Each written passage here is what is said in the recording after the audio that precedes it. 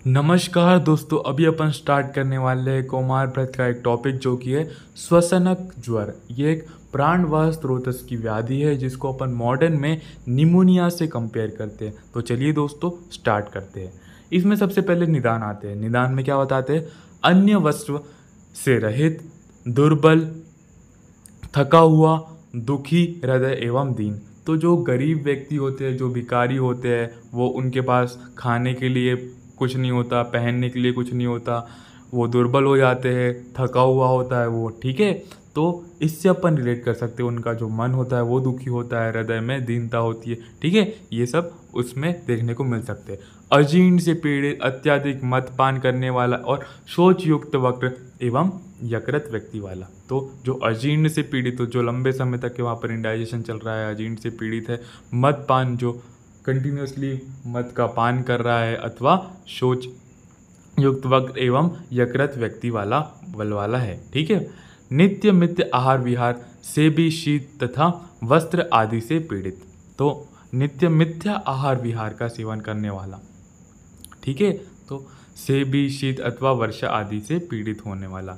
पूती गंध सूंघने सूंघने अथवा अभिशात लगने से। तो पूती मतलब कि जो गंदी स्मेल है उसको सूंघने वाला, और जो उसको मे बी पॉसिबल कोई अभिशात लग गया हो उससे भी, मतलब कि आगंतुक निदान भी यहाँ पर बता रहे हैं। इसके साथ साथ में किसी प्रकार से श्वसन रोग का संसर्ग होने से सभी ऋतुओं में यह ज्वर उत्पन्न। ये सारे ऋतुओं में हो सकता है, बिकॉज जो ये रेस्पिरेटरी डिसीज़ है, तो रेस्पिरेटरी डिसीज़ तो जो इन्फ्लामेशन हो सकता है वहाँ पर कहीं से भी हो सकता है, कौन सी भी ऋतु में हो सकता है। लेकिन मोस्टली कॉमनली क्या है, ये रोग शिशिर, वसंत और वर्षा ऋतु में मोस्ट कॉमनली देखने को मिलता है। शिशिर, वसंत और वर्षा में।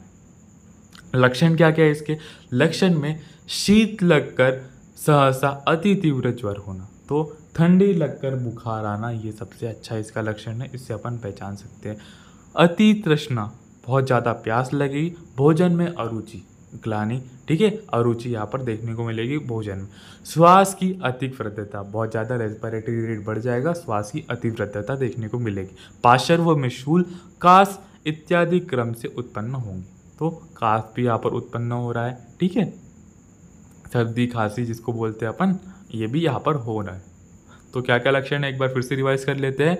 शीत लग के ज्वर आना, अति तृष्णा, भोजन में अरुचि, श्वास की अत्यधिक वृद्धि, पार्श्व में शूल, कास इत्यादि क्रम से उत्पन्न होना। उपद्रव क्या है यहाँ पर? कॉम्प्लिकेशंस क्या क्या दिखने को मिलेंगे अपन को? ये सबसे पहले निद्रा का नाश होगा, प्रलाप होगा, कंप, निद्रानाश, प्रलाप, कंप, अत्यधिक ताप, संज्ञा नाश और हृदय कार्यों में अवरोध होगा। इसके बाद अपन इसके मॉडर्न एस्पेक्ट पे चलते हैं। इसका मॉडर्न एस्पेक्ट क्या है, यहाँ पर मॉडर्न में किससे रिलेट करते हैं, क्या है यहाँ पर? इसका अपन को मेडिटेशन देखना है, इसमें मेडिटेशन क्या है और इसमें चिकित्सा क्या करनी है, ये भी देखेंगे अपन इसके बाद में। तो सबसे पहले, pneumonia is a form of acute respiratory tract infection causing inflammation of lung parenchyma either primary और सेकेंडरी टू एक्यूट ब्रोंकाइटिस। तो निमोनिया क्या है? ये एक्यूट रेस्पिरेटरी डिसऑर्डर है, मतलब कि क्रोनिक नहीं है, ये थोड़े समय के लिए ही होगा। और ये इन्फेक्शन है या फिर इन्फ्लामेशन लंग्स के जो पैरेनकाइमा है, लंग्स के अंदर जो टिश्यूज है, इसका जो कंपोजिशन है, इसमें जो इन्फ्लामेशन होगा यहाँ पर, ठीक है। It is called pneumonia if the cause is non infective. अगर कॉज जो है वो नॉन इन्फेक्टिव है तो इसको निमोनिया कहेंगे, निमोनाइटिस कहेंगे। क्लिनिकल फीचर और सिम्टम्स। सिम्टम्स क्या क्या देखने को अपन को यहाँ पर मिलेंगे? सिम्टम्स सडन ऑनसेट, एकदम से यहाँ पर देखने को मिलेंगे। और triad of high grade fever, chill, cough, breathing. तो फीवर जो अपन ने आयुर्वेद में पढ़ा था, ज्वर देखने को मिल रहा है। चिल, ठंडी लग के बुखार जिसको बोलते हैं, वहाँ पर भी उन्हें ये बताया था। कफ, श्वास, कास वहाँ पर बताया था, ठीक है, उनने कास बताया था, यहाँ पर कफ बता रहे हैं। रैपिड ब्रीदिंग, बहुत जल्दी जल्दी सांस लेगा, श्वास की वृद्धि वहाँ पर बता रहे थे। Respiratory distress, active movement of alae nasi, ठीक है, expiratory grunting, cyanosis, low costal recession और चेस्ट पेन। इसके बाद में इन न्यूनेटल, अपन को तो बच्चों का ही पढ़ना है, तो न्यूनेटल में क्या क्या देखने को मिल रहा है? Absence of cough and fever. यहाँ पर कफ और फीवर देखने को नहीं मिलेगा, लेकिन यहाँ पर जो बच्चा है उसको इरिटेबिलिटी फील होगी, इरिटेशंस फील होगी।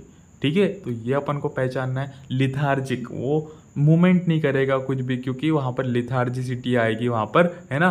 फीडिंग में डिफिकल्टी, मतलब कि जब वो स्तनपान करेगा वहाँ पर वो डिफिकल्टी फेस करेगा। इंटरमीडिएट स्पेल्स साइनोसिस यहाँ पर भी देखने को मिल रही है। और प्रोग्रेसिव एयर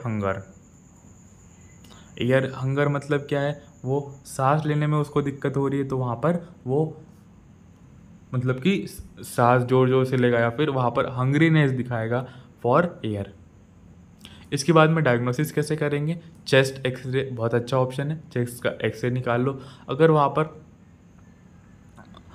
ब्रोंकियल निमोनिया है तो डिफ्यूज्ड पैचेस अपन को वहाँ पर दिखेंगे, डिफ्यूज पैच कंसोलिडेशन। और लोबुलर है, वहाँ पर होमोजीनस ओपेसिटी देखने को मिलेगी एक्सरे में।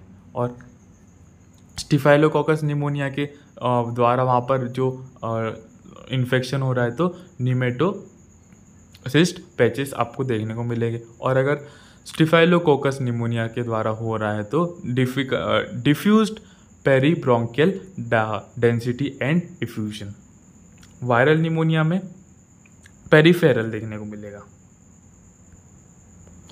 ट्रीटमेंट क्या है इसका? तो अपन को दो चीज़ों के ट्रीटमेंट पढ़ना है। सबसे पहले specific antibodies therapy. Specific antibodies मतलब कि अपन को पता है कि इस बैक्टीरिया, इस वायरस से अपन को वो हुआ है निमोनिया, तो अपन को निमोनिया अगर निमेटोकोकल निमोनिया से हुआ है तो यहाँ पर अपन को पेनिसिलिन जी, ठीक है, पेनिसिलिन जी देनी है। एम्फिसिलिन, ठीक है, इनका भी प्रयोग करना है। सेफ्ट्रोक्सिन और सेफोटेक्सिमीन। और अगर स्टेफाइलोकोकस निमोनिया से हो रहा है तो पेनिसिलिन जी, एरिथ्रोमाइसिन, क्लोक्सासिलिन और सेफेलोस्पॉन्जिन्स। और वेनकोमिसिन या फिर teicoplanin for 2 to 6 weeks is not responding to अबाउ। ठीक है।